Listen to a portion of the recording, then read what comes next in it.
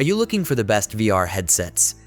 In your budget? Well, in today's video, we break down the top 5 best VR headsets. I made this list based on their price, quality, durability, and more. To find out more information about this product, you can check out the description below, and also make sure you subscribe for more reviews. Okay, so let's get started with the video.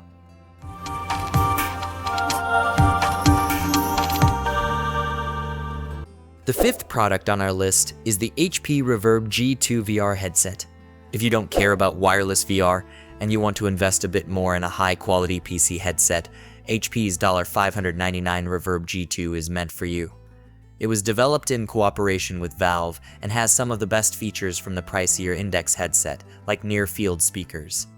The Reverb G2 also has sharp screens, offering two 160 by 2 160 pixels per eye, a 90 Hz refresh rate, and a relatively wide 114-degree field of view. It's the first Windows mixed reality headset to include 4 sensors, which helps to ensure more accurate VR tracking, especially during fast-paced games. I also have to give HP credit for making a headset that's extremely comfortable thanks to its luxurious cushioning around the eyepiece and rear strap. The Reverb G2's motion controllers aren't my favorite, but they're a big step up from HP's previous model. You could always upgrade it to use Valve's finger tracking controllers, but that involves snagging steamer sensors and a lot more setup. Still, it's nice to have the upgrade path available. Up next in the 4th place is the Pico 4. The Pico 4 is a good alternate to the Quest 3 in a couple of ways. For starters, the Pico 4 comes with pancake lenses, and good ones at that, which means it's able to shrink down its form factor for a comfier fit while retaining a quality image. With a high resolution of 2160 x 2160 per eye, you also aren't at a loss for a high-fidelity image versus the newer Quest 3. This all matters because, if you're lucky, you can find the Pico 4 going for less than the Quest 3, and in those instances where the Quest 3 is just that little bit too expensive for your budget, the Pico 4 makes for a great stand-in. The Quest 2 still has it beat on price most of the time, however, though it's not quite as impressive as the Pico in terms of hardware.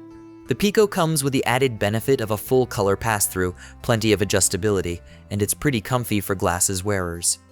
It also offers smooth inside-out tracking and solid controller tracking, so setup is easy peasy. The biggest drawback for the Pico 4 is trying to secure one in the US.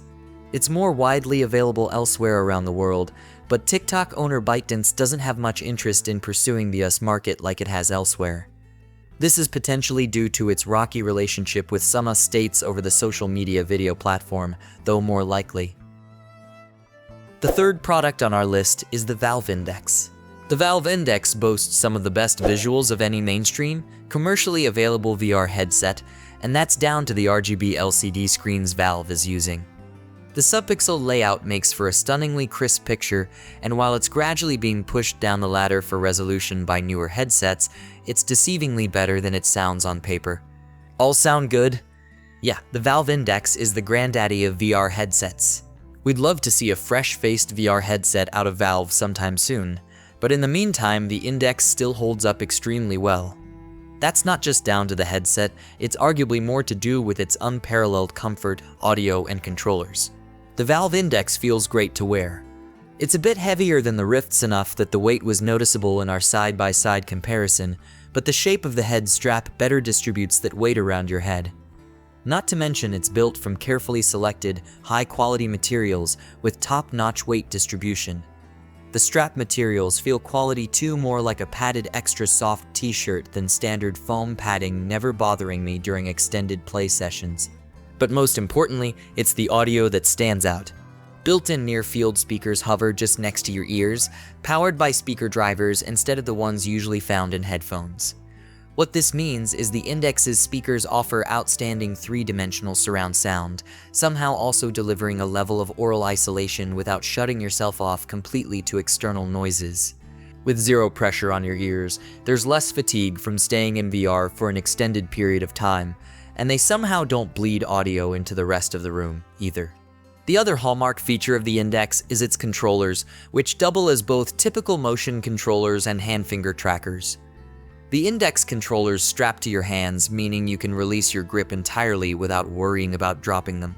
Proper finger tracking is one of the distinguishing features of Valve's Index, and there are plenty of impressive implementations. Now more devs are finding themselves in possession of VR headsets.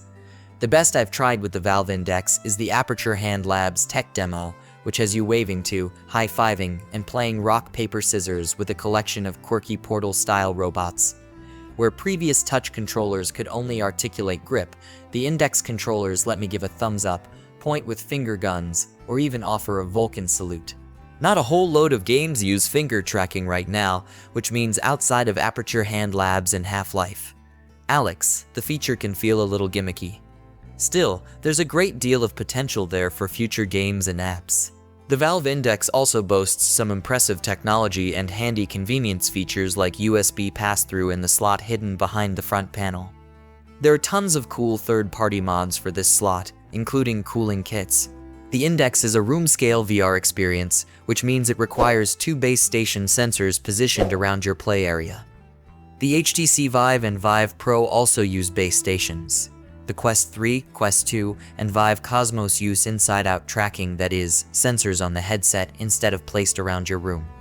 After growing accustomed to that more streamlined experience, setting up sensors for the Index is a little frustrating. It does deliver a more responsive experience than any of the inside-out options, though. There's a reason the Vive Cosmos Elite goes back to prioritizing the base stations. And all those premium features come at a price. It's the best VR headset on the market, if you don't consider the value proposition. At nearly $1,000, the complete Index package costs as much as 3 Quest 2s. Still, it is extremely good for immersive VR. And if you're lucky, you can buy one for less than asking price these days. Second on our list is the Meta Quest 2. The Meta Quest 2 may have been recently passed by the newer Quest 3, but you still can't beat it on a budget. Not unless you find some ludicrously cheap VR headset in a yard sale or similar anyways. For many users, the Quest 2 will deliver a superb VR experience, and it's a great way to try out VR for the first time if you're new to all this. At 1,832x1920 x, the Quest 2 offers exceptional clarity for what is priced like an entry-level headset, but is much more than that. So long as you keep the headset at a decent level with your eyes in the center, the Quest 2 delivers a crisp and clear picture. Powering that is the Snapdragon XR2 system-on-chip SoC from Qualcomm, which is a marked improvement over the Snapdragon 835 SoC used in the original Quest model. That also now comes with 6 GB of RAM, a step up from the 4 GB on the original model. You can either play games purpose-built for the standalone headset, and thus rendered by the onboard Snapdragon XR2 chip, or beamed from your PC using Oculus Link and a compatible USB Type-C cable. I've bought the official Oculus Link cable, although it is really pricey. You can absolutely use a cheaper cable, but bear in mind that some won't deliver the length, bandwidth, or power that pricier cables can. There are 2 storage options to choose from, 256 GB and 128 GB. There was also a 64 GB model, as this was all the storage cheaper option launched with, but you'd probably be looking to buy a pre-owned headset to find one. Meta replaced that with the 128 GB model for the same price, so we don't recommend picking the 64 GB model up unless it's going much cheaper than MSRP. The Quest 2 is one of the quickest headsets to get up and running on this list. With inside-out tracking and hand tracking built in, you can go from unboxing to up and running in VR in just a couple of minutes. The first-time setup process will have you removing your headset, memorizing Wi-Fi passwords, putting the headset back on again, and then waiting around for a couple of updates. It's a little fiddly, but you need only do it once, and it's relatively quick to complete. The standalone experience is admittedly still hampered by the low-power silicon, and there's no getting around that without spending the extra dosh on the Quest 3. The Quest 2 not only deals with the processing on board, but it's also trying to conserve battery power to ensure a half-decent run. That's roughly around 2 hours of battery life for gaming. Finally, the top product on our list is the Meta Quest 3. The follow-up to the hugely successful Quest 2, you can expect great things from the Quest 3. New lenses, a more compact design, higher resolution panels, and more processing power are just a few of the benefits with the newer model. The Quest 3 sports a 2064x2208 resolution per eye on pancake lenses.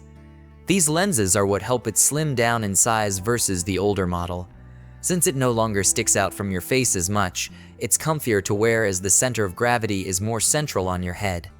That said, the included fabric strap still kinda sucks, and it's the first thing we'd recommend replacing. While we tend to use this headset hooked up to a gaming PC via a cable, you'll need a high-quality USB Type-C cable to get the job done. You can go cable-free via a couple of ways.